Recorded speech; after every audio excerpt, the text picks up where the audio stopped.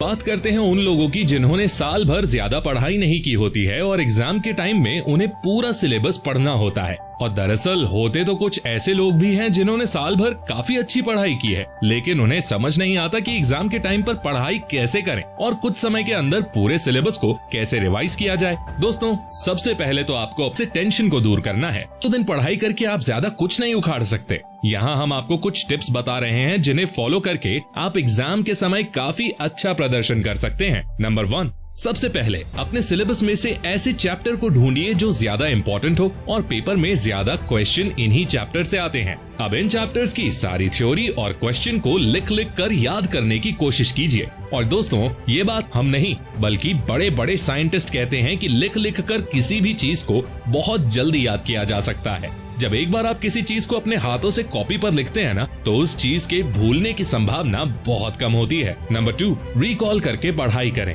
Recall करने का मतलब है बोलकर पढ़ाई करना। दोस्तों, हमारा दिमाग कुछ इस तरह से काम करता है कि जब आप किसी चीज को बार बार बोलते हैं तो दिमाग उस चीज को याद कर लेता है और इसीलिए बहुत सारे टॉपर स्टूडेंट एग्जाम के समय तेज तेज आवाज में बोलकर स्टडी करते हैं। नंबर कोई भी नहीं। दोस्तों, अगर आप एग्जाम के समय किसी नए क्वेश्चन को सीखने में अपना टाइम खराब करोगे ना, तो इससे कोई फायदा नहीं होगा, क्योंकि ऐसे में आप वो सारी चीजें भी भूल जाओगे जो आपने पहले से ही पढ़ी हुई हैं। इसलिए एग्जाम के समय सबसे पहले उन चीजों को रिवाइज करना चाहिए जो आपने पहले से पढ़ रखी हैं, और इसके बाद बचता है तो आप कोई नया कॉन्सेप्ट सीख सकते हैं। Number 4, quality more important then quantity. दोस्तों, आपने देखा ही होगा कि कई स्टूडेंट्स ऐसे होते हैं जो एग्जाम से ठीक 2 दिन पहले 10 तरह की किताबें पढ़कर खत्म कर देते हैं और जब एग्जाम में लिखने की बारी आती है तो उन्हें कुछ भी याद नहीं रहता। इसीलिए एग्जाम के समय क्वांटिटी से ज्यादा क्वालिटी मायने रखती है। समय जब कुछ पढ़ने का कोई मतलब ही नहीं। हाँ, अगर आपकी याददाश्त बहुत अच्छी है या आपको लगता है कि आप कर सकते हैं तो आप पूरा सिलेबस पढ़ सकते हैं, लेकिन अगर आपको पूरा सिलेबस पढ़ने में दिक्कत हो रही है तो आपको इम्पोर्टेंट टॉपिक्स पर ज्यादा ध्यान देना चाहिए,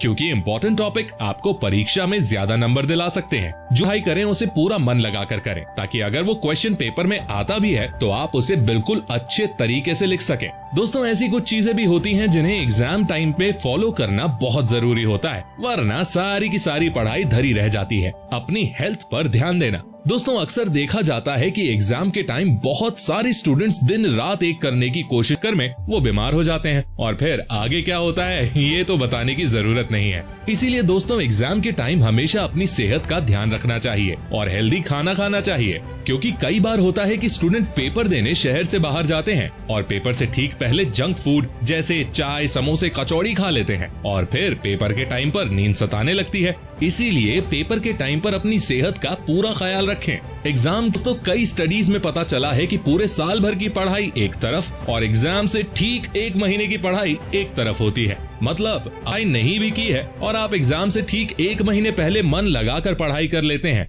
तो आप बहुत अच्छा स्कोर कर सकते हैं। इसीलिए एग्जाम से ठीक 1 महीने पहले या एग्जाम के समय हमें अंत में बैठकर पढ़ाई करनी चाहिए, ताकि हम अपनी पढ़ाई पर पूरा फोकस कर सकें। कई बार देखा है कि स्टूडेंट्स एग्जाम के समय ग्रुप स्टडीज पर ज्यादा फोकस करते हैं, लेकिन दोस्तों जानते हैं कि जहां पर 3-4 लोग एक साथ रहेंगे वहां पर कुछ न कुछ डिस्टर्बेंस तो जरूर होगा। इसीलिए एग्जाम के टाइम हमेशा एकांत में बैठकर पढ़ाई करनी चाहिए। अगर आपको ग्रुप स्टडीज करने का शौक है तो आप साल भर अपने दोस्तों के साथ पढ़ाई कर सकते हैं। पढ़ाई करते हैं और बीच में ब्रेक लेना भूल जाते हैं, और ऐसा करने से आप बहुत बड़ी चीज मिस कर सकते हैं, और वो है आपकी मेमोरी। कई बड़ी स्टडीज में सामने आया है कि 1 घंटे तक लगातार हैवी मेंटली वर्क करने के बाद हमारा दिमाग बुरी तरह से थक जाता है। ऐसे में 1 घंटे के बाद हमें कम से कम 5 से 10 मिनट का ब्रेक लेना चाहिए। और इसीलिए आपने देखा होगा कि स्कूल कॉलेजों में किसी भी टीचर का पीरियड एवरेज 1 घंटे का ही होता है, क्योंकि 1 घंटे के बाद बच्चे बोर होने लगते हैं। तो दोस्तों, हम उम्मीद करते हैं कि आपको हमारी जानकारी पसंद आई होगी,